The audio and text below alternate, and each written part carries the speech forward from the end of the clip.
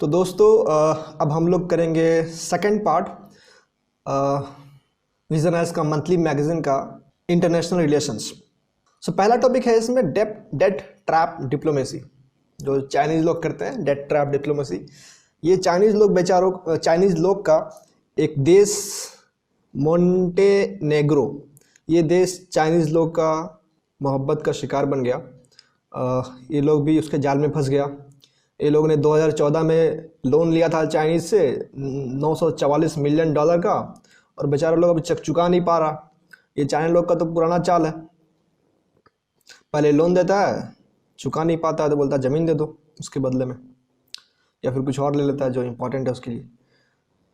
तो इसने भी वही किया, एक रोड बनाया था बंदे ने, मतलब ये देश ने एक रोड बनाया था अपने एक पोर्ट से लेकर के सर्बिया तक। ये सर्बिया के बगल में है, ये ऑस्ट्रिया हंगरी के जस्ट नीचे, ऑस्ट्रिया के जस्ट नीचे साइड में एक देश है मोंटेनेग्रो। आप मैप में देख लेना इसका, ठीक है।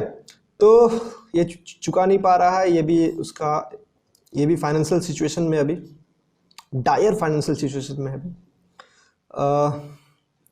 2018 में सेंटर फॉर ग्लोबल डेवलपमेंट ने एक रिपोर्ट निकाला था। तो इस रिपोर्ट के अकॉर्डिंग ये बेल्ट एंड रोड इनिशिएटिव के 8 देश शिकार है, और पाकिस्तान भी है इसमें। ये लोग भी चुका नहीं पा रहे हैं, और इसका तो पुराना आदत है, कभी चुका ही नहीं पाते थे। और इस 8 देश में जो बहुत बुरी हालात में है, जो चाइना से बहुत बुरी तरीके से फंसे हुए हैं, ये 8 देश। अब देखिए डेट ट्रैप डिप्लोमेसी के बारे में सबसे पहले ब्रह्मा चेलानी 2017 में इस वर्ड को, इस डेट ट्रैप डिप्लोमेसी, इस वाले थ्योरी को एक्सप्लेन किया था कि हाँ भाई ये चीज़ हो रहा है, चाइनीज लोग ये काम कर रहे हैं। और वही है, लोन देते थे और जो चुका नहीं पाते थे उनको आप इकोनॉमिक कंसेशन देते थे। तो पॉलिटिकल और इकोनॉमिक कंसेशन, पॉलिटिकल कंसेशन मतलब कि मान लीजिए कि ज़मीन दे दो, या फिर कुछ और कोई प्रोजेक्ट मेरे नाम कर दो, या फिर कुछ भी हो सकता है, ठीक है। डेट ट्रैप डिप्लोमेसी का जो एक्सप्लेन किया गया है अच्छे से, ये उतना इंपॉर्टेंट नहीं है, क्योंकि इंट्रोडक्शन में इतना लंबा अपन लिख नहीं सकते। इंट्रोडक्शन में अपन 3-4 लाइन ही लिखने बोले हैं सारे टॉपर्स, तो हम लोग को ये पढ़ के फ़ायदा नहीं है, अपने को एफिशिएंट बनना है। Okay, practices undertaken by China debt point towards their engagement in debt, मतलब डेट ट्रैप डिप्लोमेसी को किस तरीके से वो लोग अंजाम देते हैं, ये जो जाल है किस तरह से बिछाते हैं वो लोग, ये हम लोग बात करेंगे। फाइनेंसिंग नॉन वायबल प्रोजेक्ट, तो इस तरीके को प्रोजेक्ट को फाइनेंस करते हैं जो नॉन वायबल हो, जिसका इकोनॉमिक वैल्यू बहुत कम हो, या फिर जिससे प्रॉफिट बहुत कम आने वाला हो। तो उसी तरह मोंटेनेग्रो जो कंट्री है, इनको इन्होंने 2014 में लोन दिया, बोला कि हाँ ठीक है आप प्रोजेक्ट बनाइए, या फिर खुद ही बना दिए होंगे, मुझे मालूम नहीं। और ये प्रोजेक्ट बिल्कुल अनवायबल था, और उस वक्त 2014 में 2 स्टडीज, मतलब कोई 2 रिपोर्ट बना था इस प्रोजेक्ट के ऊपर। फिर भी मोंटेनेग्रो के कंट्री के जो प्राइम मिनिस्टर होंगे, प्रेसिडेंट होंगे, उन्होंने इस प्रोजेक्ट को लागू होने दिया, ठीक है। मतलब वो स्टडीज रिपोर्ट बोला था कि ये फीजिबल नहीं है, फिर भी लागू होने दिया। तो इस तरीके से करप्शन वगैरह होगा, इसलिए उन्होंने अलाउ कर दिया होगा। तो ये इस तरह की ये पहला पॉइंट है। सेकंड पॉइंट है कि history of debt sustainability problem, जिस कंट्री को मालूम है कभी चुका नहीं पाया है, वो कभी चुका नहीं पाएगा, उन्हीं को देते हैं ये डेट। जैसे पाकिस्तान हो गया, पाकिस्तान यहाँ ऐड नहीं किया, देखिए अफ्रीकन कंट्रीज है, लेकिन पाकिस्तान को यहाँ ऐड नहीं किया। पाकिस्तान को भी ऐड करना चाहिए, वो कभी चुका नहीं पाता है, ठीक है। इथियोपिया है, नाइजीरिया है, पाकिस्तान है, ये लोग कभी चुका नहीं पाते हैं। ऐसे ही कंट्रीज को वो डेट देता है, इंडिया को नहीं देगा कभी, ठीक है, क्योंकि मालूम है इंडिया भाई फटाक से चुका देगा, फालतू काम नहीं करता है इंडिया, ठीक है। ओपैक लैंडिंग प्रैक्टिसेस, जो भी उनका लोन का जो भी ट्रांजेक्शन होता है उसको पूरा ओपैक रखते हैं, पूरा सीक्रेट रखते हैं। बोलते हैं कि भाई तुमको अपना देश का जनता को भी नहीं बताना है यहाँ पर क्या चल रहा है, कितना हम दिए हैं, क्यों दिए हैं, कैसे दिए हैं, कुछ नहीं बताना है। थोड़ा बहुत बता सकते हो, ज़्यादा कुछ बताना नहीं है, ओके। पूरा ओपैक है, ठीक है। Lack of debt resolution assistant, अगर कोई कंट्री उसको वापस नहीं कर पा रहा है तो कोई असिस्टेंस भी नहीं है, मतलब कोई कंसेशन या फिर कुछ भी बात नहीं होगा। भाई हम जो बोल रहे हैं, हमको ज़मीन चाहिए, या फिर कोई ग्रिड चाहिए, या फिर कोई रोड चाहिए, कुछ भी चाहिए तो हमको देना पड़ेगा तुमको, ठीक है। कोई असिस्टेंस नहीं है, और कोई फ्रेमवर्क नहीं है कि हाँ भाई ठीक है अगर तुम नहीं चुका पा रहे हो तो अच्छा ये कंसेशन देते हैं, कुछ भी नहीं है, ठीक है। एक्वायरिंग स्ट्रेटेजिक एसेट, जो उनके स्ट्रेटजी में काम आया, जो बेल्ट एंड रोड इनिशिएटिव जो चाइना बनाया है, जो ये बड़ा सा जो मैप था ऊपर में, ये बेल्ट एंड रोड इनिशिएटिव को पूरा करने के लिए किस तरीके से कहाँ पर क्या चाहिए, कहीं पर ज़मीन चाहिए, कहीं पर पोर्ट चाहिए, कहीं पर रोड चाहिए, तो उस तरीके से वो स्ट्रेटजी बनाते हैं और उसके हिसाब से वो लोग चीज़ों को एक्वायर करते हैं। ठीक है, और उसके हिसाब से कंट्रीज को लोन देते हैं वो।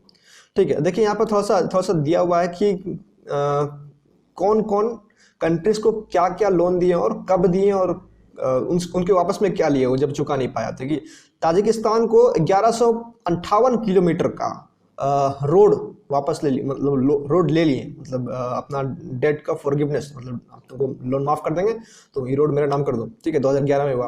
फिर 2017 में श्रीलंका से हाम्बनटोटा पोर्ट छीन लिए। उसी तरह पाकिस्तान से ग्वाडर पोर्ट छीन लिए, और उसी तरह लाओस से एक नेशनल पावर ग्रिड छीन लिए 2020 में। तो इस तरीके से ये लोग लूटपाट मचा रहे हैं। ठीक है, अब domination of Chinese interest in project, इस वाले पॉइंट में ये लिखा गया है कि ये लोग जब भी डील करते हैं ना तो उसके गवर्नमेंट से करते हैं। जैसे इंडिया में से रिलायंस है, टाटा है, ये लोग से नहीं करेंगे। इंडियन गवर्नमेंट का जो जैसे इंडियन गवर्नमेंट का कंपनीज क्या है, स्टेट बैंक है और जो भी PSU है, ONGC, तो ये लोग से करेंगे ताकि गवर्नमेंट उसमें इन्वॉल्व हो जाए, और जब वो चुका नहीं पाए तो हमको गवर्नमेंट से कंसेशन मिले।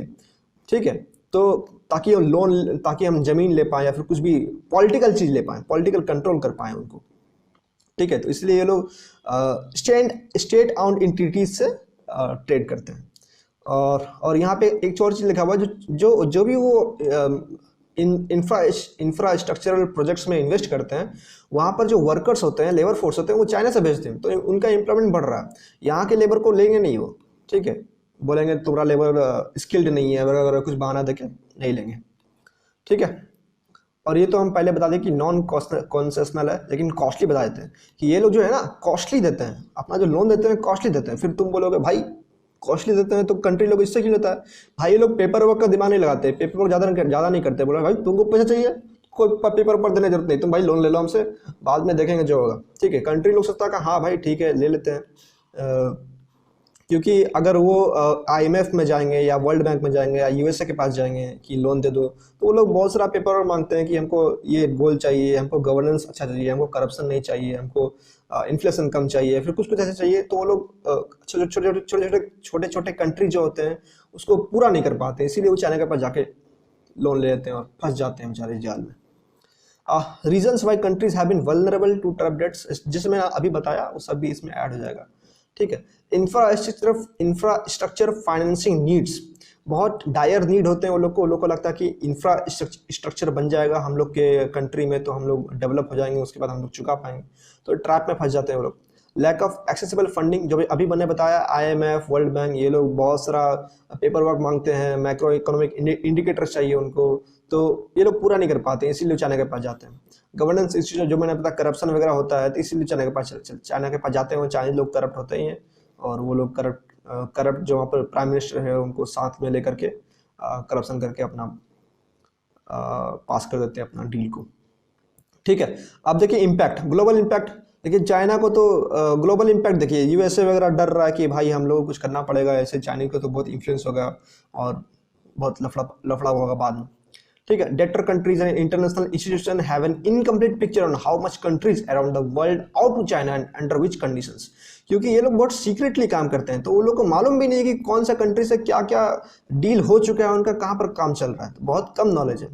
तो ये इशू है, ग्लोबल इशू है। डेट रिटर्न कंट्रीज, ये लोग जो डिफॉल्ट करते हैं, ये लोग के पास पैसा नहीं है चुकाने के लिए। Vulnerability to China coercive tactics, ये लोग डरते भी है कि चाइना, मतलब अगर हम चुका नहीं पा रहे हैं तो अब चाइना मेरे साथ क्या करेगा, कौन जमीन मांग लेगा, कौन पावर मांग लेगा, कौन कुर्सी मांग लेगा, कुछ नहीं पता। जैसे ब्रिटिश लोग था ना कि पैसा दे नहीं पाते थे राजा लोग, तो बोलते थे कि हाँ ठीक है नहीं दीजिए कोई बात नहीं, हमारा एक बंदा आपकी कोर्ट में रहेगा। तो उसी तरह हो सकता है चाइनीज लोग बोले कि हाँ भाई अब हमारा एक बंदा तुम्हारा फाइनेंस मिनिस्टर रहेगा, तो फिर लफड़ा हो जाएगा। ठीक है, तो लोअर्ड अकाउंटेबिलिटी ऑफ गवर्नमेंट्स, जो हम बताते पूरा सीक्रेसी में काम करते हैं, कुछ बताते नहीं है। तो इससे क्या होता है कि गवर्नमेंट जो है उस कंट्री का बोलता है कि भाई चाइनीज लोग बोला है कि हमको दिखाना नहीं है, तो अकाउंटेबिलिटी घट जाता है गवर्नमेंट का पब्लिक के ऊपर। तो ये भी एक फर्क है, डेमोक्रेसी भी फर्क है। अकाउंटेबिलिटी घट रहा है मतलब डेमोक्रेसी खराब हो रहा है। अब चाइना को तो भाई अच्छा ही है, उसको तो प्रोजेक्ट मिल रहा है एकदम बढ़िया, एकदम चकाचक है उसका। ठीक है, अब देखिए इंडिया का बहुत बड़ा रिस्क है। इंडिया के चारों तरफ देखिए, श्रीलंका में हाम्बनटोटा पाकिस्तान में ग्वादर ग्वादर, इधर म्यांमार में भी है, उधर उधर हम लोग का उधर लद्दाख साइड में भी है। तो चारों तरफ से घेर के रखा है हम लोग, पता नहीं उससे बहुत खतरा है हम लोग का। और मिलिट्री पर्पस, मिलिट्री में वो लोग 4 गुना हम लोग से ज़्यादा खर्च करता है। तो भाई बहुत दिक्कत है, हम लोग को तो बहुत इशू होने वाला है। ठीक है, अब देखिए वे फॉरवर्ड में अपने को क्या करना चाहिए, एडुकेट रिस्क असेसमेंट। हम लोग जो कंट्री उन लोग से लोन ले रही है उसको भाई उस समय देखना चाहिए कि ये जो प्रोजेक्ट है ये वायबल है कि नहीं, इकोनॉमिकली वायबल है कि नहीं, तभी लोन लो, ऐसे मत लो। Sustainable debt resolution and multilateral cooperation, जो भी अगर रिजॉल्व नहीं कर पाए, मान लीजिए लोन ले लिए, अब रिजॉल्व नहीं कर पा रहे हैं, तो उसके लिए एक फ्रेमवर्क होना चाहिए कि हाँ हाँ ये करेंगे ये करेंगे। डायरेक्ट बोल देगा हमको जमीन दे दो, ऐसा नहीं होना चाहिए। एक पेरिस क्लब है, ये इनफॉर्मल ग्रुप है, ये लोग क्या करते हैं, ये लोग मीडिएटर का काम करते हैं। जो भी कंट्री लोन ली है, जो भी कंट्री लोन दी है, दोनों के बीच मीडिएटर का काम करते हैं और उसको डिस्प्यूट रिजॉल्व करते हैं। चाइना इस ग्रुप का मेंबर नहीं है और हम लोग को पकड़ के उसको टांग के लाना चाहिए, यूएन में कुछ उठाना चाहिए बात की, चाहे तुम भी बनाओ इसका मेंबर और उसको पकड़ के लाना चाहिए और इसमें उसको पार्टिसिपेट करना पड़ेगा, करवाना चाहिए, करना पड़ेगा ये तो नहीं बोल सकते। ओके, और क्या रास्ता है, देखिए 2 रास्ता तो हम लोग देख लिए। पहला तो उसको पेरिस क्लब में बनाओ और एक फ्रेमवर्क बनाओ कि डेट रेजोल्यूशन का फ्रेमवर्क बनाओ। दूसरा एडुकेट रिस्क असेसमेंट होना चाहिए प्रोजेक्ट बनने के पहले। अब तीसरा पॉइंट क्या है, तीसरा बहुत सारा पॉइंट है यहाँ पर, बहुत सारा। देखिए पहला तो है blue dot network. Blue dot network जो है ना, यूएस, ऑस्ट्रेलिया, जापान, ये लोग मिल करके ना बोले कि एक ब्लू डॉट नेटवर्क बनाते हैं। हम लोग उसको अल्टर करने के लिए, जैसे बेल्ट एंड रोड इनिशिएटिव, उसको अल्टर करने के लिए हम लोग जो भी डेवलपिंग कंट्रीज है उन लोगों को हम पैसा देंगे, इंफ्रास्ट्रक्चर कंस्ट्रक्शन प्रोजेक्ट के लिए पैसा देंगे और उसको अल्टर करेंगे, मतलब इजीली अवेलेबल कराएंगे। जैसे चाइनीज लोग देता है उसे हम लोग भी इजीली अवेलेबल करवाएंगे। ठीक है, ये एक पॉइंट है। अ collision of for disaster resilient infrastructure, तो बोला it is a partnership of national governments, UN agencies, development banks and private sector. तो बोला कि ये जो डिजास्टर रेजिलेंट इंफ्रास्ट्रक्चर हम लोग बनाने के लिए हम लोग फोकस करते हैं, जो भी डेवलपिंग कंट्रीज है उन लोग को मदद करेंगे हम लोग। ठीक है, ठीक है, डेवलपमेंट बैंक, प्राइवेट, सब मिल के करेंगे। ओके, यूएन की एजेंसी भी है यहाँ पर। तो एशिया अफ्रीका ग्रोथ कॉरिडोर, देखिए अफ्रीका में बहुत लफड़ा किया है, बहुत सारा कंट्री को लोग लोन देके बहुत सारा चाइनीज लोग छीन लिया। आप एक लिस्ट बना लेते हैं कि कौन कौन सा कंट्री में चाइना लोन दिया और क्या क्या किया। जानकारी बहुत कम अवेलेबल है, लेकिन अपने को तो पता है, म्यांमार में पता है, बांग्लादेश में पता है, नेपाल का अभी ओली जो प्राइम मिनिस्टर है उसके साथ बहुत गपशप चल रहा है उनका, तो उधर भी कुछ करेगा। उधर पाकिस्तान से तो है ही है उसका भाईचारा, इधर श्रीलंका में हम्बनटोटा पोर्ट ले लिया है। तो इस तरीके से मालदीव्स का भी लफड़ा है। मालदीव्स जो बहुत ज़्यादा लोन लेके रखा हुआ है इससे, चाइना से। तो चारों तरफ से घेर के रखा है, तो बहुत दिक्कत वाली बात है यहाँ पर। ठीक है, तो इंडिया को कोशिश करना चाहिए कि अपने जो आसपास के देश है उन लोग को मिला जुला करके साथ में रखने का। European unions new connectivity strategy, तो ये एक बहुत लंबा सा लाइन है, ये हमको याद रहेगा नहीं, फिर भी हम बता देते हैं क्या चीज़ है, हम तो इसको लिखने वाले हैं नहीं। Connecting Europe and Asia building blocks for EU strategy. जिस तरीके से चाइना अपना बेल्ट एंड रोड इनिशिएटिव लेके आया है, जो छोटा सा नाम है belt and road initiative, BRI, वैसे ये लोग इतना लंबा सा नाम लेके आया है, बोल रहा है कि हम भी अब लोगों को सपोर्ट करेंगे, हम भी अब डेवलपिंग कंट्रीज को सपोर्ट करेंगे। ठीक है, sir trans European transport network, तो ये बोल रहा है कि हम लोग ट्रांसपोर्ट को अच्छा करेंगे, जो भी इनलैंड है, पोर्ट है, एयरपोर्ट है, रोड है, रेलवे है, सबको हम लोग अच्छा करेंगे। ये यूरोप वाइड यूरोप में पूरा फैलाएंगे। ऐसे यूरोप में भी चाइना का बेल्ट एंड रोड इनिशिएटिव का बहुत सारा पार्ट है। ऐसे ही मोनेटेग्रो, ऐसे कुछ नाम था, मोन्टेग्रो जो भी नाम था, ये जो कंट्री ये तो यूरोप में ही आता ना, तो इस तरीके से वो लोग फैला रहा है, तो ये लोग भी बोला कि हम लोग भी फैलाएंगे।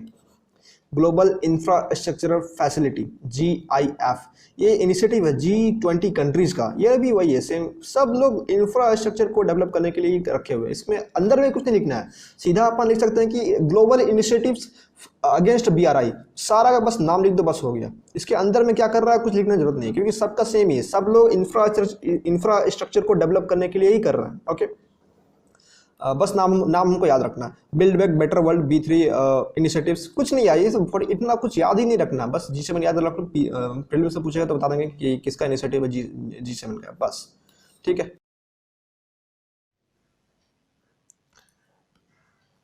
तो दोस्तों हमारा सेकंड पार्ट है इंटरनेशनल रिलेशंस का, मई का विजन का मैगजीन का मंथली।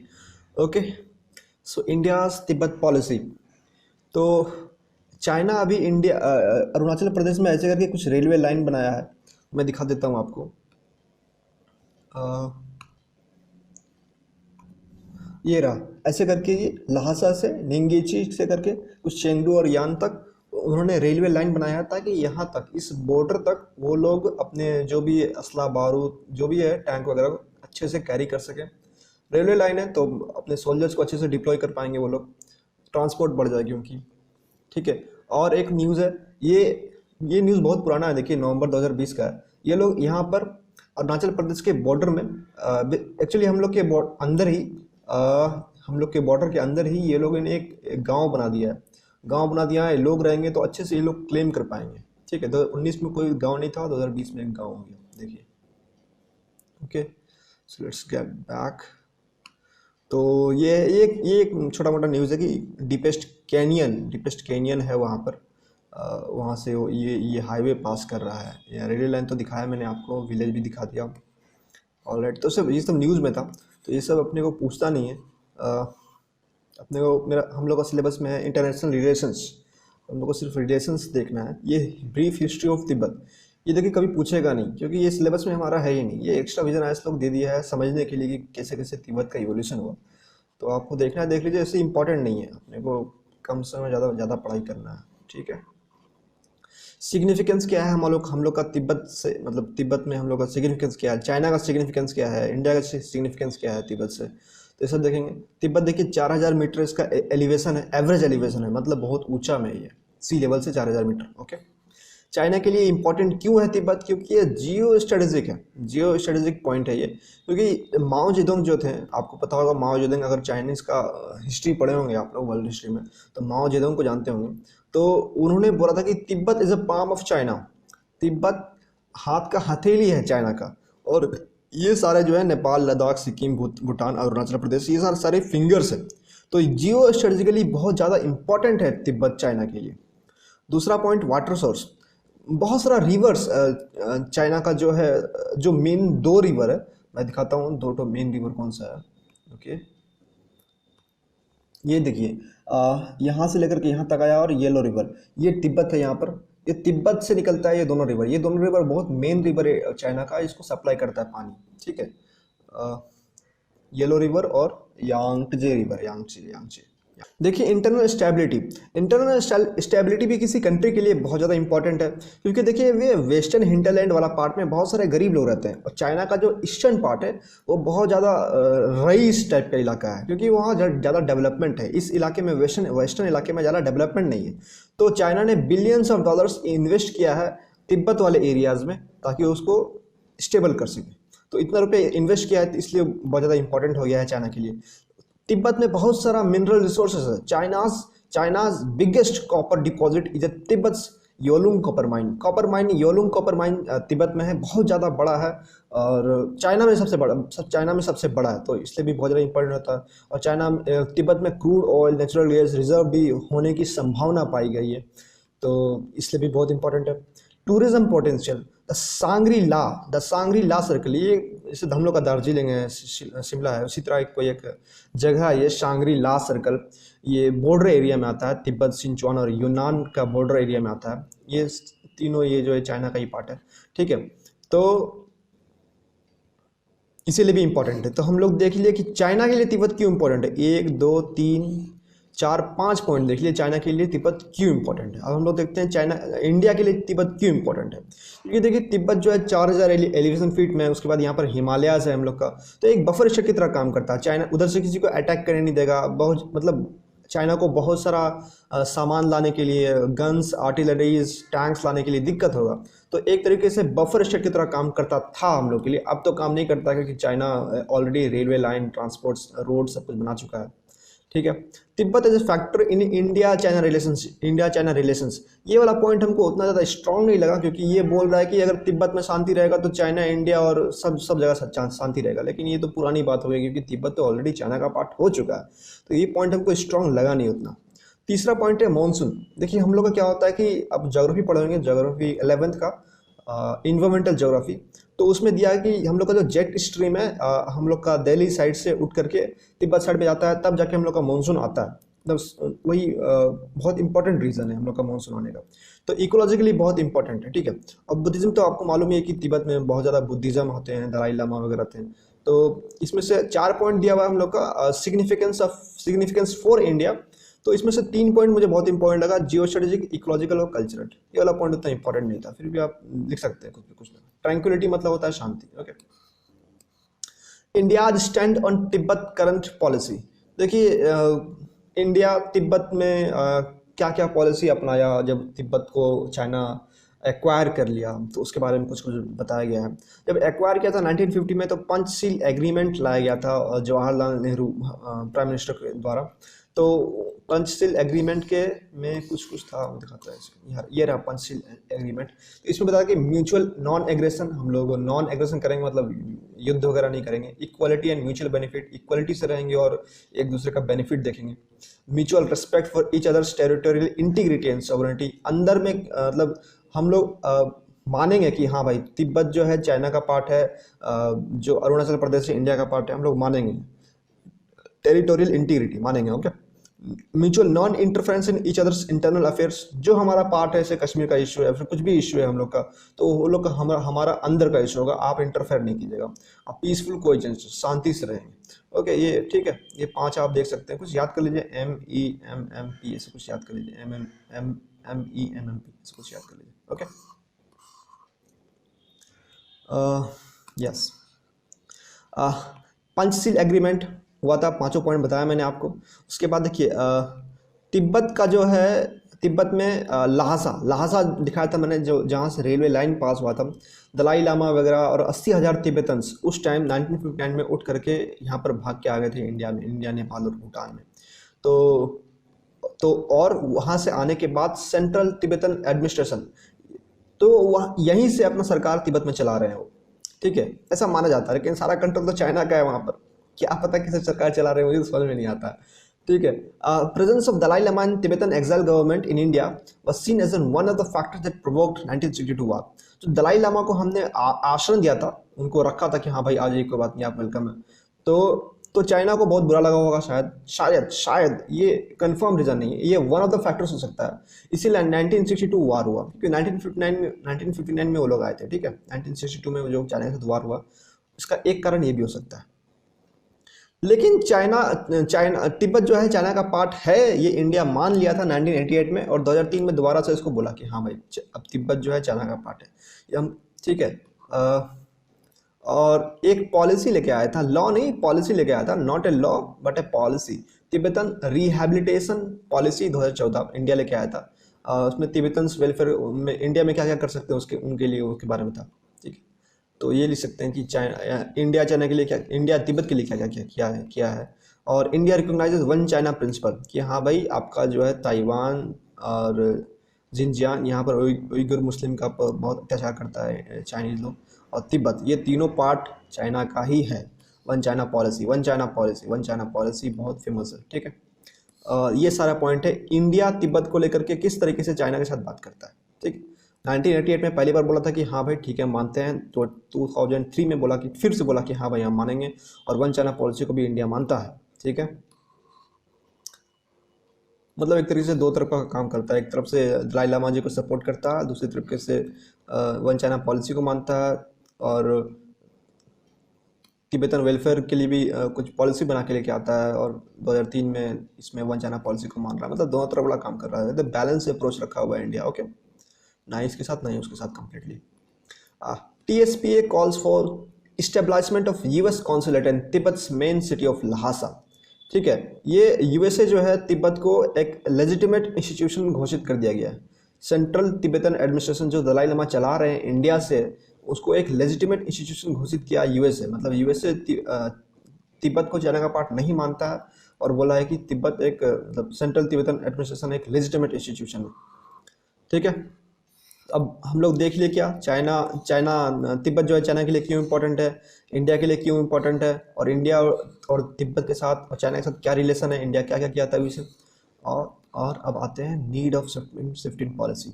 अभी हम लोग देख रहे हैं कि चाइना बहुत बदमाशी कर रहा है, LAC में बदमाशी कर रहा है, हम लोग का डोकलाम में बदमाशी किया, बहुत जगह बदमाशी किया। तो हम लोग का जो रिलेशन है बहुत ख़राब हो चुका है चाइना के साथ। अभी हम लोग बहुत सारा उसका ऐप भी बैन कर दिए हैं टिकटॉक बैन कर दिए, मज़ा आ गया। ठीक है, तो हम लोग का रिलेशन बहुत ख़राब हो चुका है। Okay, growing military power of China. China जो है लगभग 4 गुना ज़्यादा हम लोग से इन्वेस्ट करता है मिलिट्री में, तो ये भी हम लोग के लिए कंसर्न वाली बात है। क्योंकि हम लोग देखिए ये चाइना के साथ ना तुरंत तुरंत कुछ हुआ था बहुत अच्छा। वुहान कॉन्सेंसस हुआ था 2018 में, और चेन्नई कनेक्ट हुआ था 2019 में। ये चाइना से दोस्ती करने के लिए हुआ था, लेकिन तुरंत उसके बाद 2019 में एक बार उसके बाद तुरंत एलएसी में कुछ लफड़ा हो गया, दोगला में लफड़ा हो गया, और हम लोग का रिलेशन खराब हो गया। यहाँ तक चेन्नई कनेक्ट 2019 तक ठीक था एकदम रिलेशन, ठीक है, बहुत बढ़िया से लोग ट्रेड करते थे। देखिए इंडियाज़ ग्लोबल एस्पिरेशन, हम लोग चाहते हैं कि हम लोग को परमानेंट मेंबर बना दिया जाए यूएन सिक्योरिटी काउंसिल में, लेकिन चाइना को इससे बुरा लगता है, इसीलिए चाइना हो सकता है हम लोग को वहाँ पर रोकने की कोशिश करें।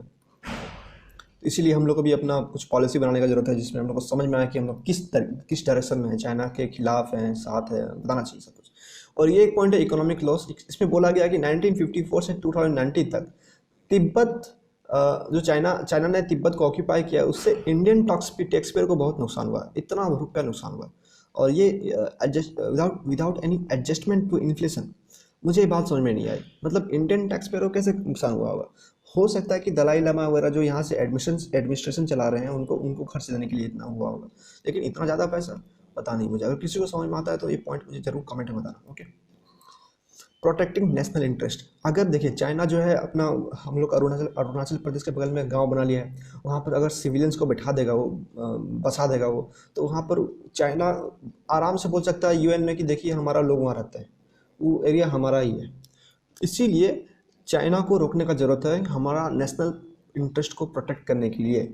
अगर हम लोग नहीं रोकें तो वो अगर वहाँ कंट्रोल जमा लिया हिमालय के बगल में, अरुणाचल प्रदेश के बगल में, तो आराम से वो इधर भी आ सकता है। ठीक है, और इधर मतलब जैसे अभी लद्दाख में कुछ हुआ था, अक्साई चीन में हुआ था, बोला था कि नहीं ये मेरा लाइन है, ये मेरा लाइन है, लड़ाई हो गया था, अभी भी चल रहा है शायद लड़ाई। ठीक है, रोड अहेड देखते हैं हम लोगों को करना क्या चाहिए जेन्युइनली। देखिए चाइना को बोलना चाहिए कि तिब्बत जो है एक ऑटोनॉमी, तिब्बत को मतलब आप ठीक है, आपका तिब्बत जो है चाइना का पार्ट है, लेकिन आप तिब्बत को एक रिस्पेक्ट दीजिए, उसका कल्चर को प्रिजर्व कीजिए, इस तरीके से कुछ कीजिए जो ऑलरेडी चाइना कर भी रहा है, और थोड़ा सा अच्छे से करने का जरूरत है। International cooperation, help CTA to project its problem. CTA मतलब वही सेंट्रल तिब्बत एडमिनिस्ट्रेशन जो दलाई लामा चला रहे हैं यहाँ से, तो उनको हेल्प करना चाहिए हम लोग को, कि आप जाइए और यूएन में जाकर बात कीजिए, हम लोग आपको पीछे से सपोर्ट करते हैं। तो ये दोनों काम कर सकते हैं। ठीक है, ये पॉइंट है Dalai Lama 5 point peace policy है, इतना इंपॉर्टेंट नहीं है। ओके, तो ये हमारा सेकेंड टॉपिक खत्म हो गया, और अब हम लोग शुरू करेंगे इंडियाज़ पैलेस्टीन पॉलिसी।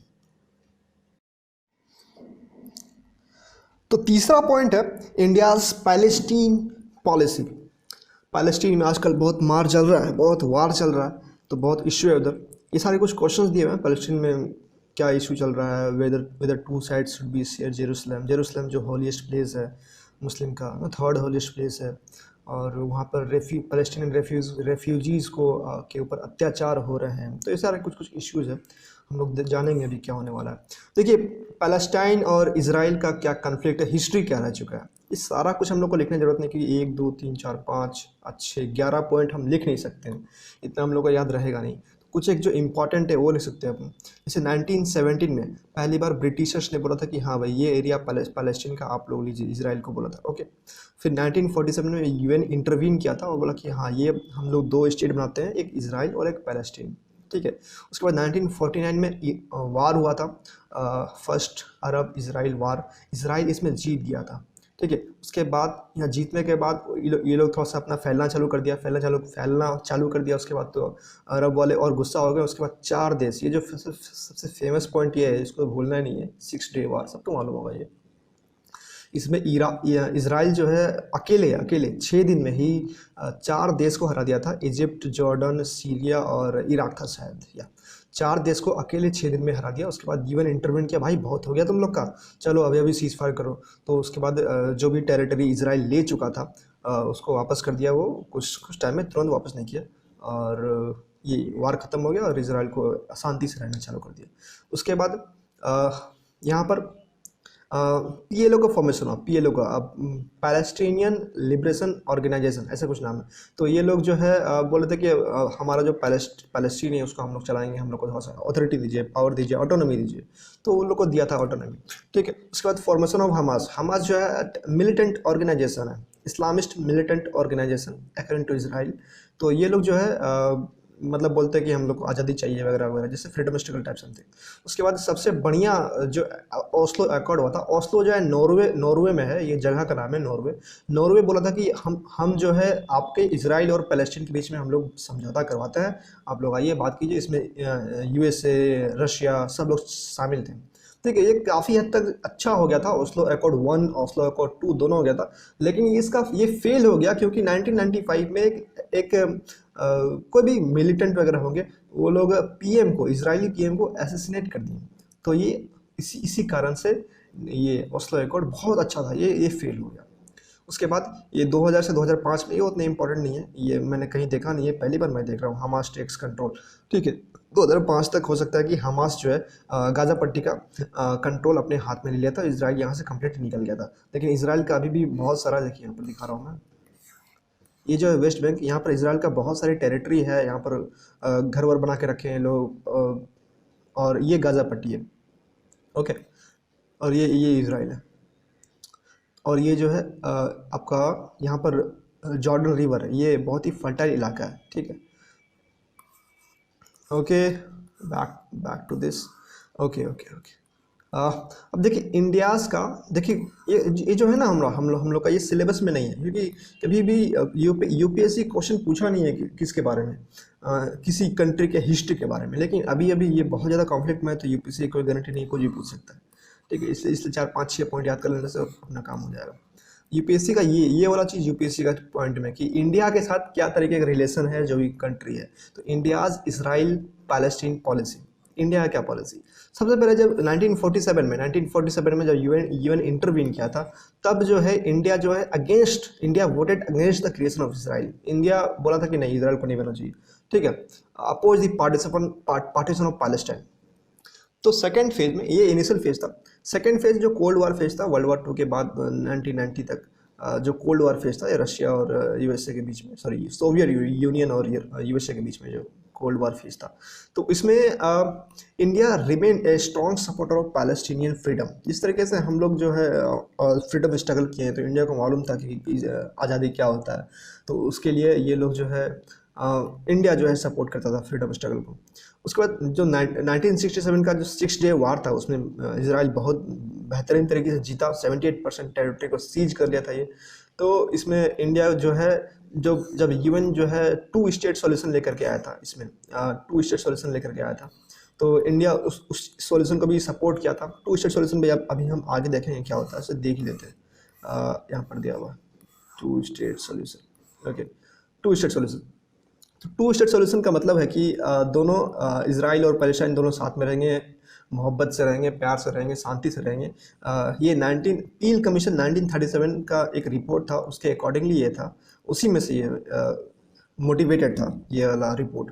तो इसके लेकिन इसमें तीन भाग किया गया था इजराइल को, एक अरब स्टेट, एक जेविश स्टेट और एक न्यूट्रल टेरिटरी।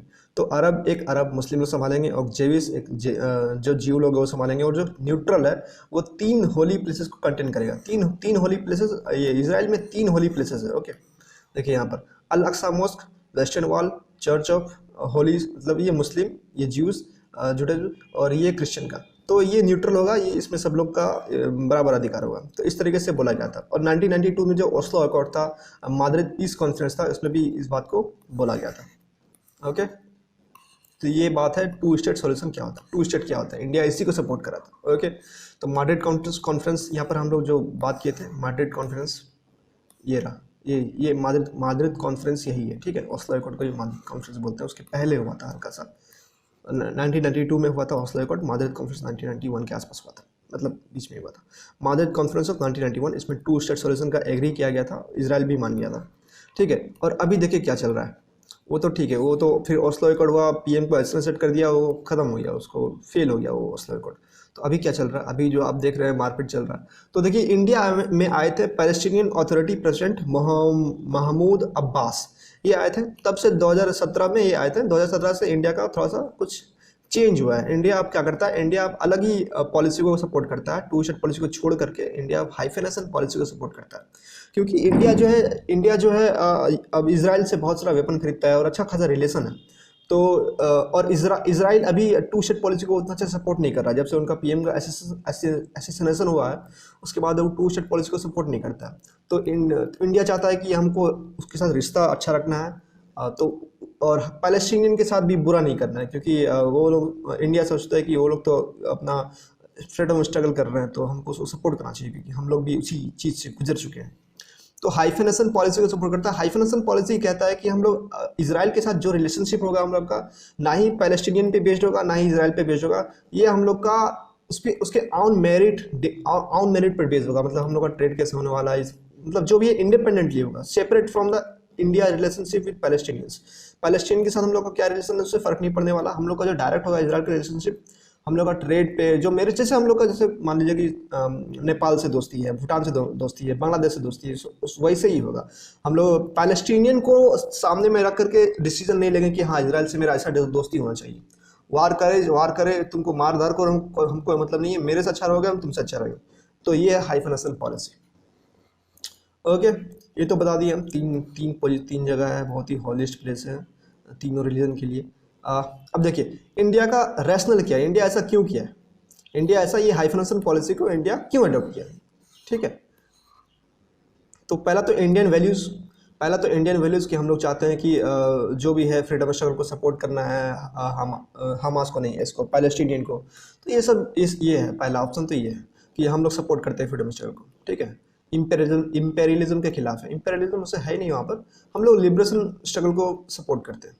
ठीक है, दूसरा पॉइंट है कि 80% ऑयल निर्यात करते हैं, ऑयल इंपोर्ट करते हैं हम उस एरिया से, मिडिल ईस्ट कंट्री से। तो हम लोग अरब कंट्रीज को भी दुखी नहीं कर सकते। ठीक है, इसीलिए हम लोगों ने हाइफेनेशन पॉलिसी किया।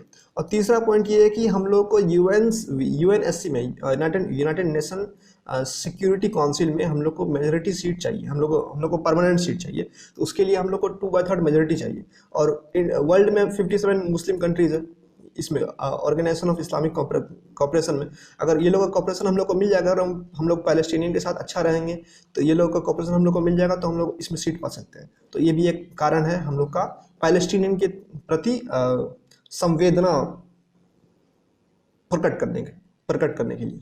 पता नहीं, हिंदी मेरा बहुत वीक है यार। ओके, देखिए इसराइल से हम लोग देखिए joint defence project Barak 8 missile, इतना कुछ याद रखने की जरूरत नहीं है। इसराइल से हम लोग का डिफेंस का बहुत ही ज़्यादा अच्छा रिश्ता है, डिफेंस हम लोग बहुत कुछ खरीदते हैं वहाँ से, तो ये बस याद रखना है। Okay okay, what are the prevalent issues India's Israel policy. देखिए हम लोग सब कुछ तो बात किया कि इसराइल के साथ हम लोग क्या होना चाहिए इंडिया, तो अभी हम लोग को देख रहे हैं कि इशू क्या है इसराइल के साथ। इशू क्या है, हम लोग क्यों हाइफेनेशन पॉलिसी अडॉप्ट नहीं कर सकते, वो इशू क्या है। India's global ambitions will not allow fan sitting on global issues. हम लोग अभी क्या कर रहे हैं, बहुत ही बैलेंस्ड अप्रोच रख रहे हैं, बोले कि हाँ भाई इसराइल के साथ हमारा अप्रोच रहेगा, नॉर्मल अप्रोच रहेगा, जो भी नॉर्मल देश से होता है। आप लोग का वार में हमको कोई मतलब नहीं है। तो ऐसा नहीं हो सकता। अगर आप ग्लोबल इश्यूज को अगर आप बैलेंस करके रख रहे हैं तो आपको नहीं होगा। जैसे यूएसए जो है इसराइल के फुल सपोर्ट में रहता है, तो उसी तरीके से हम लोग को किसी न किसी पर्टिकुलर कम्युनिटी के पर्टिकुलर साइड लेना पड़ेगा, तभी हम लोग एक बढ़िया नेता कहला पाएंगे, डिसीजन लेना पड़ेगा। India stands on terrorism is in conflict with the support for Palestine, क्योंकि पैलेस्टाइन में हमास लोग टेररिस्ट ऑर्गेनाइजेशन है, मिलिटेंट ऑर्गेनाइजेशन है, गुड टेररिज्म बैड टेररिज्म है। तो हम लोग उसको सपोर्ट नहीं कर सकते हैं डायरेक्टली, तो कम से कम सपोर्ट नहीं कर सकते, क्योंकि टेररिस्ट को हम लोग सपोर्ट नहीं कर सकते। हम लोग के अंदर में बहुत लफड़ा चल रहा है, पाकिस्तान है ऐसा ही, ऐसे सपोर्ट नहीं कर सकते। ये दोनों इश्यूज है। अब देखिए क्वेश्चन इसमें पूछ सकता है, बहुत ही घुमा फिरा क्वेश्चन पूछ सकता है, और इसमें बहुत सारा चीज़ जो है मिला जुला के दे दिया है। इस तरीके से बाकी सारे टॉपिक्स में देखते हैं हम लोग, उतने मिला जुला के नहीं देता है, अलग अलग देता है। इश्यूज अलग देता है, चैलेंजेस अलग देता है। इसमें बहुत सारा चीज़ मिला जुला दे दिया है, हिस्ट्री दे दिया है, रैशनल दे दिया है, क्यों ऐसा कर रहा है इंडिया। तो आपको इसको बहुत ही इस टॉपिक को बहुत अच्छे से पढ़ना पड़ेगा। अगर आप 21 में दे रहे हैं एग्जाम, तो बहुत ही इंपॉर्टेंट होता है ये इसराइल पैलेस्टाइन। हमको लगता है इससे क्वेश्चन इस बार पूछेगा ही पूछेगा, क्योंकि वार हुआ यार, वार बहुत ही खतरनाक चीज़ होता है, तो इससे क्वेश्चन पूछना है, इसको अच्छे से करना है। ठीक है। और कंक्लूज़न तो भाई मैंने क्या किया कि हर एक टॉपिक का एक एक कंक्लूजन सेट करके रख लिया, याद कर लिया। उसमें हर एक टॉपिक में हम एक नहीं 3-4 कंक्लूजन कम से कम याद करना चाहिए हमको। अभी तक मैंने एक ही किया है और करूँगा मैं। तो कंक्लूजन याद करने से क्या होता है, टाइम सेव हो जाता है। तो आप भी कर सकते हो, ये आइडिया आप कर सकते हो। ओके, तो दोस्तों हम लोग अब चौथा टॉपिक पे आ गए हैं, इंटरनेशनल रिलेशंस का। इंडिया यूके रिलेशंस, इंडिया और यूनाइटेड किंगडम का रिलेशंस। तो अभी अभी इंडिया यूके वर्चुअल समिट हुआ है, ऑनलाइन दोनों बात किए। और रोड मैप तय हुआ है 2030 तक का रोड मैप। इसमें हम लोग क्या किए हैं, बायलैटरल टाइज से अपना रिलेशनशिप को उठा करके कॉम्प्रिहेंसिव स्ट्रेटेजिक पार्टनरशिप में कर लिए हैं। अब बायलैटरल क्या होता है, ये बेसिकली आपका किसी दो कंट्री के बीच में होता है। अगर मल्टीलेटरल होता तो दो से ज़्यादा कंट्री के बीच में होता। बायलैटरल मतलब दो कंट्री के बीच में, और इकोनॉमी, डिफेंस वगैरह ये सब चीज़ें उसमें आएगी। इकोनॉमी आएगी, डिफेंस आएगा, क्लाइमेट आएगा, बहुत कुछ आएगा। लेकिन कॉम्प्रिहेंसिव में क्या होता है, पीपल टू पीपल कॉन्टैक्ट होता है, ये इसमें एक्स्ट्रा जुड़ जाता है। तो ये कॉम्प्रिहेंसिव मतलब एकदम बढ़िया से दोस्ती करना है। तो यहाँ पर हम दोनों कंट्री इस दोनों पे आ गए हैं। तो जो रोड मैप होगा 2030 को, उसको 5 भाग में बांट दिया गया कि 5 काम करेंगे अपन, इसमें 5 चीज़ पे ध्यान देंगे। पहला, कनेक्टिंग कंट्रीज एंड पीपल। तो ये कैसे करेंगे, इसमें बहुत सारे पॉइंट है, ये पॉइंट है, ये पॉइंट है, लेकिन हम लोग को किसी एक पॉइंट का बस एक ही पॉइंट याद करना है। इतना हम लोग याद कर नहीं पाएंगे, ठीक है, उतना ही खाना जितना पचा पाए।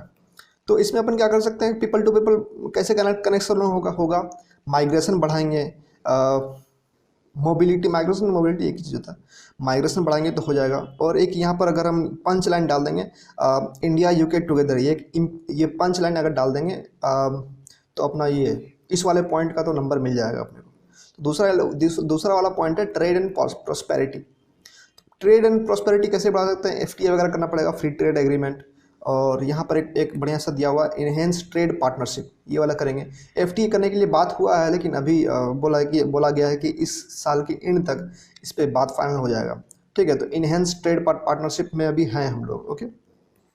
और ये सब उतना इंपॉर्टेंट नहीं है, हम लोग को तो बस एक ही पॉइंट चाहिए था एक पार्ट पे, ठीक है। तो तीसरा पार्ट है defence and security. Defence and security क्या, डिफेंस एंड सिक्योरिटी मतलब क्या, साइबर में हम लोग को जो भी क्रिमिनल वहाँ पकड़ा जाए, ऐसे नीरव मोदी उधर है तो उसको भेज दो भाई इधर, कोई साइबर स्पेस है तो उसको, साइबर स्पेस में कुछ फ्रॉड हुआ इधर से उधर से, तो उसको सपोर्ट करना है, एक दूसरे को डेटा शेयर करना है वगैरह वगैरह, कुछ कुछ होगा। Defence and international security partnership, DISP agreed इन 2015 में ये हम लोग दोनों का एग्री हुआ है, तो इसको फॉरवर्ड करना है। एक पॉइंट बहुत ज़्यादा होता है, ठीक है, climate global green grids initiative eight COP 26। COP होता है कॉन्फ्रेंस ऑफ पार्टीज, एंड 26 क्योंकि ये 26th मीटिंग था, ठीक है। तो ये वाला याद कर लीजिएगा। इसका मिशन था बेसिकली, मोदी जी ने मिशन दिया था, India's vision of one sun one world one grid. तो ये लिख देंगे पंच लाइन, तो बहुत अच्छा हो जाएगा। ये हम लोग के गवर्नमेंट जो बहुत सारे पंच लाइन देते हैं, और पंच लाइन से बहुत हम लोग का आंसर अच्छा हो सकता है, ठीक है। तो पंच लाइन सब याद करके रखना है। और हेल्थ में हम लोग अभी वैक्सीन के ऊपर काम कर रहे हैं, उधर से वैक्सीन आया, अभी हेल्प किए हैं यूके वो लोग, हम लोग भी उधर उस टाइम पे किए थे जब हम लोग अच्छा थे, तो ठीक है। यही है, वो सब कुछ खास नहीं है, ओके। वैक्सीन के ऊपर लिख देंगे, हेल्थ में हो जाएगा, तो 5 पॉइंट हो गया। अब देखना है significance of UK for India. इससे हम लोग का जो रिलेशन, हम लोग का सिलेबस में क्या है, हम लोग का सिलेबस में देखिए, effect of policies politics of developed and developing countries on India interest, और है India's major foreign policy doctrines. Bilateral relations है, जो भी कंट्री से बायलैटरल रिलेशंस है उसका इफेक्ट क्या है हम लोग का इंडिया में, क्या कैसे रिलेशंस है, तो यही सब है हम लोग का सिलेबस में, ठीक है। अफेक्टिंग इंडियाज इंटरेस्ट, देखिए पूरा का पूरा अफेक्टिंग इंडियाज इंटरेस्ट, तो यहीं पर है अफेक्टिंग इंडियाज इंटरेस्ट। इंडिया को कैसे अफेक्ट करता है, इंडिया का इंटरेस्ट क्या है यूके में। तो पहला तो इकोनॉमिक इंटरेस्ट है, क्योंकि देखिए हम लोग का 2 बिलियन ज़्यादा एक्सपोर्ट होता है, 15 बिलियन का है टोटल में, और 2 बिलियन ज़्यादा एक्सपोर्ट करते हैं हम लोग, ज़्यादा मतलब यूके से हम लोग ज़्यादा कमाते हैं, तो हम लोग को अच्छा है, ठीक है। सरप्लस है बेसिकली, ओके। सरप्लस मतलब ज़्यादा देना, ज़्यादा मतलब ज़्यादा कमाना बेसिकली, ठीक है। तो great trade opportunity in post Brexit era. अभी हम लोग जानते हैं कि जो यूके है ब्रेक्सिट जो है उससे बाहर हो चुका है, तो अभी हम लोग डायरेक्ट यूके के साथ कोई भी रिलेशंस को बिठा सकते हैं, बना सकते हैं, और हम लोग को यूके से ज़्यादा अच्छा हो जाएगा रिलेशन।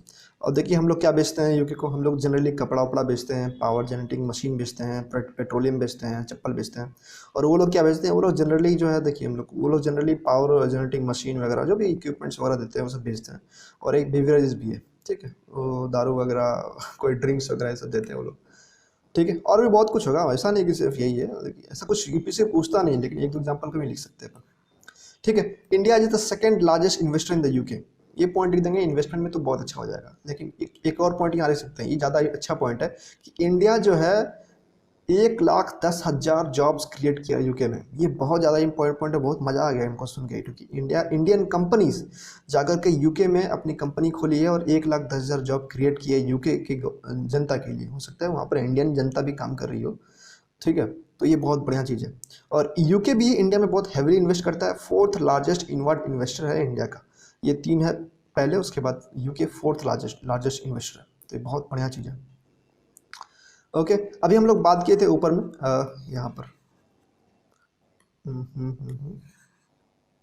यहाँ पर इनहेंस ट्रेड पार्टनरशिप, ठीक है। इनहेंस ट्रेड पार्टनरशिप, इस पे बोला गया था कि फ्री ट्रेड एग्रीमेंट हम लोग करेंगे बहुत जल्द, ठीक है।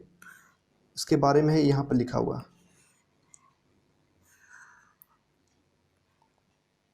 देखिए इनहेंस ट्रेड पार्टनरशिप, इसके बारे में बोला गया कि हम लोग फ्री ट्रेड एग्रीमेंट इस ईयर के एंड तक करेंगे।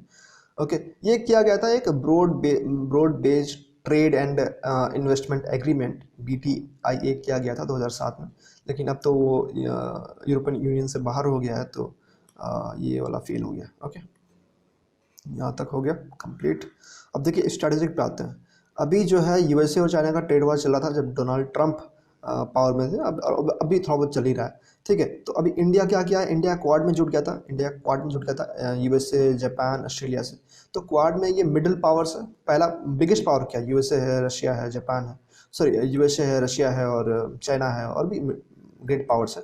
लेकिन मिडिल पावर्स में ये आ गए, जापान आ गया, ऑस्ट्रेलिया आ गया, UK आ गया। तो हम लोग को मिडिल पावर के साथ कोऑर्डिनेशन बनाने के लिए सोचना चाहिए और उसके ऊपर काम करना चाहिए। बस ये लिख देंगे, स्टडीज़ के ऊपर बहुत ज़्यादा उतना डेटा हम लोग को याद रहता नहीं, सब कुछ दिया हुआ है लेकिन इतना याद रहेगा नहीं, उतना इंपॉर्टेंट भी नहीं है ये, ठीक है। रिड्यूस डिपेंडेंस ऑन चाइना बहुत हद तक वर्ल्ड का मैन्युफैक्चरर बन गया है, तो हम लोग को उसके ऊपर रिड्यूस्ड मतलब डिपेंडेंसी को रिड्यूस करना है बेसिकली। ऐसे हम लोग अभी डिफेंस का सारा बोल दिए कि आत्मनिर्भर बनना है और बहुत सारा ऐप को कैंसिल कर दिए। उसी तरह यूके जो है हवाई कंपनी का इक्विपमेंट को बैन कर दिया, बोला कि 5G आप काम नहीं कर सकते यहाँ पर। तो अगर वो भी बैन कर दिया, हम भी बैन कर दिए, तो दोनों मिल करके कुछ ना कुछ बढ़िया रास्ता निकाल सकते हैं 5G को इंटीग्रेट करने के लिए, 5G को इम्प्लीमेंट करने के लिए। ओके, और support for anti terrorist agenda, कि जैसे मोहम्मद एक ग्लोबल टेररिस्ट ऑर्गेनाइजेशन है, हम लोग दोनों मिलकर के UN में बात उठाएंगे कि हाँ भाई इसको बढ़िया से ख़त्म करो। पाकिस्तान को बोलो कि भाई, पाकिस्तान को दोनों साथ में मिलकर बोलेंगे कि भाई ख़त्म करो यार, तुम सपोर्ट मत किया करो इसको, गलत बात है, ठीक है। एजिंग पॉपुलेशन ऑफ यूके का पॉपुलेशन बहुत हद तक एज हो रही है। अगर यहाँ पर डेटा देता है कि इतना एज हो रहा है तो अच्छा होता है, लेकिन उतना हम लोग को याद रहेगा नहीं, फिर भी हम लोग देख सकते हैं कि यूके का पॉपुलेशन एज हो रही है। और हमारे पास तो भाई जनता कमी नहीं है, बहुत आदमी है हम लोग के पास, तो हम लोग अपना आदमी को वहाँ भेज करके अपना काम करवा सकते हैं। और मैं बता दूँ, एक मैं पिछले मैगजीन में मे बी मार्च या अप्रैल में मैं पढ़ा था कि $42 बिलियन मिडिल ईस्ट से हमारे कंट्री में आता है, ठीक है। हमारे लोग वहाँ काम करते हैं। तो उसी तरीके से इंडिया के लोग को भी मौका है अभी ब्रिटेन में घुसने का, क्योंकि वहाँ का पॉपुलेशन एज हो रही है, बूढ़े हो रहे हैं लोग। तो हम लोग वहाँ घुस करके अपना काम कर सकते हैं और वहाँ से फिर हम लोग का पैसा आएगा बहुत ज़्यादा, तो बहुत मज़ा आ जाएगा, ठीक है। देख रहे हैं, ठीक है। देखिए ये काम करना चाहिए, लेकिन ऑलरेडी यहाँ पर हम लोग के बहुत सारे लोग वहाँ पर काम कर रहे हैं। 2011 सेंसस के अकॉर्डिंग 1.5 मिलियन, मतलब कम से कम 15 लाख लोग वहाँ पर रहते हैं, और 1.8% है वहाँ का पॉपुलेशन के, हमारे 15 लाख लोग, और 6% उनके कंट्री के GDP को कंट्रीब्यूट करते हैं हम लोग 15 लाख लोग। तो भाई बहुत बड़ी चीज़ है, टैक्स देते हैं ना भाई, वहाँ पर कमाते हैं तो उनसे GDP उनका कंट्रीब्यूट होता है, ठीक है। और जॉब तो हमने देख ली, 1,10,000 जॉब क्रिएट हो रहा है यूके में, हमारी कंपनी, इंडियन कंपनीज के थ्रू। अब देखिए ये सब तो बहुत अच्छा चीज़ था। अभी देखिए हम लोग इश्यूज़ क्या है, कॉलोनियल प्रिज्म, ये लोग बहुत दिन तक हम लोग को मतलब राज किए हैं, बहुत परेशान किए हैं, तो लोग इनसे जलते हैं भाई, ये लोग तो बहुत बुरा आदमी है। तो ये भी एक प्रॉब्लम है इसमें, कॉलोनियल प्रिज्म, हम लोग मतलब उसको पुरानी बातें भूल नहीं पाते हैं, कुछ लोग होते हैं, ठीक है। इंडियाज़ कॉम्प्लेक्स बिजनेस इन्वायरमेंट, ये तो हम देखें कि हमारा जो ईज़ ऑफ डूइंग बिजनेस 77 से 63 पहुंच गया हम लोग का बिजनेस इन्वायरमेंट आसान हो रहा है, कॉम्प्लेक्स नहीं हो रहा है, सिंप्लीफाई हो रहा है। बट यूके का जो ईज ऑफ डूइंग बिजनेस का इंडेक्स है, सॉरी इंडेक्स नहीं, रैंक है, वो टॉप 10 में आता है, कभी 8 9 7 ऐसे आता है, और हम लोग कहाँ 63 में। काफ़ी हद तक हम लोग को इम्प्रूव करने का ज़रूरत है, ठीक है। यूके माइग्रेशन पॉलिसी, उनका जो माइग्रेशन पॉलिसी है काफ़ी हद तक अच्छा नहीं है, जिस तरीके से मिडिल ईस्ट का माइग्रेशन पॉलिसी है, उनका माइग्रेशन पॉलिसी काफ़ी कंस्ट्रेंट है, काफ़ी कॉम्प्लेक्स है। तो उसको भी उनको उनको उनको बात करने का ज़रूरत है हम लोग उनसे, कि आप थोड़ा सा इसको अच्छा से कीजिए। ओके, डिफेंस कॉपरेशन, वहाँ के जो डिफेंस कॉपरेशन होते हैं हम लोग का यूके के साथ, वो कंपनी टू कंपनी होती है। कोई हमारी हमारी जैसे गवर्नमेंट है, वहाँ की कोई प्राइवेट कंपनी है, दोनों काम कर रहे हैं, गवर्नमेंट टू गवर्नमेंट नहीं होती। वहाँ की गवर्नमेंट कम्प्लीटली कैपिटलिस्ट कंट्री है ना, तो पूरा का पूरा फ्री मार्केट दिया हुआ है उनको, तो वहाँ की गवर्नमेंट इसमें इन्वॉल्व नहीं होती है। तो ये कोई एक तरीके से इश्यू नहीं है, बट गवर्नमेंट टू गवर्नमेंट होती है तो ज़्यादा लेजिटिमेट चीज़ें होती हैं। Okay, closeness to Pakistan and China. भाई क्लोजनेस टू चाइना तो हम नहीं बोलेंगे, क्योंकि अभी हांगकांग में बहुत सारा इशू चल रहा है ब्रिटेन के साथ, चाइना के साथ। तो क्लोजनेस टू चाइना तो मुझे पता नहीं कैसे हो रहा है क्लोजनेस टू चाइना, लेकिन क्लोजनेस टू पाकिस्तान तो है ही, हमेशा से था वो, ठीक है। उसने बनाया ही था उसको ये करने के लिए ठीक है। अभी recent attitude of labour party, UK का जो लेबर पार्टी है ना, अभी हम लोग को देखिए कश्मीर का जो इशू है वहाँ पर लाया गया था उनके पार्लियामेंट में, फिर फार्मर्स का जो इशू है उनको लाया गया था उनके पार्लियामेंट में, उसके ऊपर बातें हुई थी। तो उनका जो लेबर पार्टी है हमारे गवर्नमेंट से उतना ज़्यादा अलाइंड नहीं है, कोऑर्डिनेटेड नहीं है, तो ये भी एक इशू है इसमें। ओके, अब देखिए वे फॉरवर्ड क्या होगा, हम लोग को करना क्या चाहिए एक्चुअली। तो Britain had walked out of EU and India has refuse to join RCEP, regional comprehensive economic partnership. RCEP India क्यों छोड़ा, इसके ऊपर बहुत बढ़िया क्वेश्चन भी आया था शायद, और तो ये आप देख लीजिएगा, बहुत बहुत हद तक ये बहुत बढ़िया चीज़ है, लेकिन इंडिया छोड़ दिया था इसको, क्योंकि उसके पास रीजन्स थे, इंडिया के पास रीजन्स थे कि इस RCEP में कुछ करना होता है, कि जैसे आप ट्रेड बैरियर्स को बहुत हद तक रिड्यूस करना होता है। इसमें चाइनीज़ लोग जो इसका मेंबर थे, तो हम लोग चाहते थे कि चाइना से थोड़ा दूरी बनाए रखें। हम लोग को चाइना का माल इंडिया में नहीं चाहिए होता, अगर हम लोग इसमें ज्वाइन कर लेते तो चाइना बहुत अच्छे से अपना माल अपना इंडिया में डंप करते रहता, तो इसलिए हम लोग इसको छोड़ दिए थे, ठीक है। और न्यूजीलैंड से डेयरी का जो प्रोडक्ट है बहुत हद तक यहाँ पर इंडिया में एक्सपोर्ट होना चालू होता है, तो हम लोग का जो डेयरी बिजनेस है, डेयरी इंडस्ट्री है, उसको हार्म करता, इसीलिए इंडिया इसको छोड़ दिया था। और ब्रिटेन भी इसी कुछ देख करके, उसका अलग ही रीजन्स होंगे, ऐसा इंडिया के जैसा रीजन तो नहीं होगा, लेकिन ब्रिटेन भी EU को बाहर आ गया। तो अब देखिए दोनों आदमी बाहर आ गए हैं, तो हम दोनों मिल करके अब कुछ और कर सकते हैं, कुछ अच्छा कर सकते हैं। मैनेजिंग इंडो पैसिफिक, अभी देखिए ब्रिटेन का जो है इंडो पैसिफिक में ज़्यादा इंटरेस्ट आ रहा है, तो हमारा तो इंडो पैसिफिक में इंटरेस्ट है ही है, क्योंकि हम लोग को चाइना को टैकल करना है, तो हम दोनों मिल करके साथ में कर सकते हैं, ठीक है। और तीसरा कोविड-19 पैंडेमिक, तो आजकल सारे क्वेश्चन में हम लोग कोविड-19 पैंडेमिक का इश्यूज़ में भी डाल सकते हैं और सोल्यूशन में भी डाल सकते हैं कि ठीक है, तो कोविड-19 पैंडेमिक को साथ में हैंडल करना है, वैक्सीन शेयर करना है, टेक्नोलॉजी को शेयर करना है, पेटेंट के बारे में WHO में बात उठाना है, तो उस सब के बारे में काम करना है इसमें। पोस्ट ब्रेक्सिट पार्टनरशिप, ये बेसिकली यही चीज़ है, EU से बाहर हो गया तो ये कुछ खास इंपॉर्टेंट नहीं है। वाइडर कॉपरेशन, ये बहुत इंपॉर्टेंट चीज़ है, सारे के सारे इंटरनेशनल रिलेशंस के क्वेश्चंस के सॉल्यूशंस में, कंक्लूजन में ये अपन देख सकते हैं। वाइडर कॉपरेशन, हम लोग को वाइडर कॉपरेशन पे काम करना चाहिए, इस तरीके से अर्बनाइजेशन है, डिजिटलाइजेशन है, स्किल डेवलपमेंट है, ये सब के ऊपर काम भी करना चाहिए। जैसे हम लोग डिफेंस पे काम करते हैं, सिक्योरिटी पे काम करते हैं, इकोनॉमिक पे काम करते हैं, पॉलिटिकल काम करते हैं, उसी तरीके से इस सब में भी काम करना चाहिए, ताकि यहाँ से एरिया ऑफ एजुकेशन है, साइंस है, क्रिएटिव इंडस्ट्रीज है, इन लोग पे भी काम करेंगे तो ज़्यादा अच्छे से हम लोग रिलेशंस इम्प्रूव हो पाएगा, ठीक है। तो दोस्तों अब शुरू करेंगे पांचवा topic, Farzad B gas field. ये जो गैस फील्ड है ये हम लोग को ईरान में मिला था, ईरान के बगल में जो सी है उसमें मिला था। 2008 में ONGC और IOCL सारी कंपनी मिल करके, इंडिया की ऑयल कंपनी मिल करके OVLs का फॉर्मेशन की थी, 2002 में फॉर्मेशन की थी, और 2008 में इन्होंने ईरान के बगल में फरजाद बी गैस को ढूंढ निकाला। 2008 से बहुत लफड़ा होता है, उसको हम लोग देखेंगे आगे कैसे कैसे उसका इवोल्यूशन हुआ है उस चीज़ों का, ठीक है। तो न्यूज़ में ये है कि ईरान जो है हम लोग से ये डील लेकर के अपने कंपनी को दे दिया, मतलब अपने कंट्री कंपनी को दे दिया, डिस्पाइट हम लोग ढूंढे थे उसको, ऑलराइट। तो loss of Farzad B gas reserve concerning as a second investment proposal in Iran come to an end. मतलब एक और प्रपोजल था हम लोग का, जो छाबर पोर्ट है वहाँ से लेकर के अफगानिस्तान तक का एक रेलवे लिंक था, वो हम लोग को बनाना था, वो भी ईरान कैंसिल कर दिया है। और ये वाला भी जो फारजाद बी गैस फील्ड था, इस वाले प्रोजेक्ट को भी कैंसिल कर दिया। ओके, हम लोग रीजंस देखेंगे इसमें क्यों कैंसिल किया है, क्या नुकसान हो सकता था हमें, क्या क्या नहीं हुआ, सब कुछ देखेंगे। Okay, reasons for exclusion of India, मतलब क्यों हम लोग को नहीं मिला ये। ओके, डिसएग्रीमेंट और प्राइसिंग को लेकर के इश्यू हो गया था, इसीलिए उन लोग को नहीं मिला।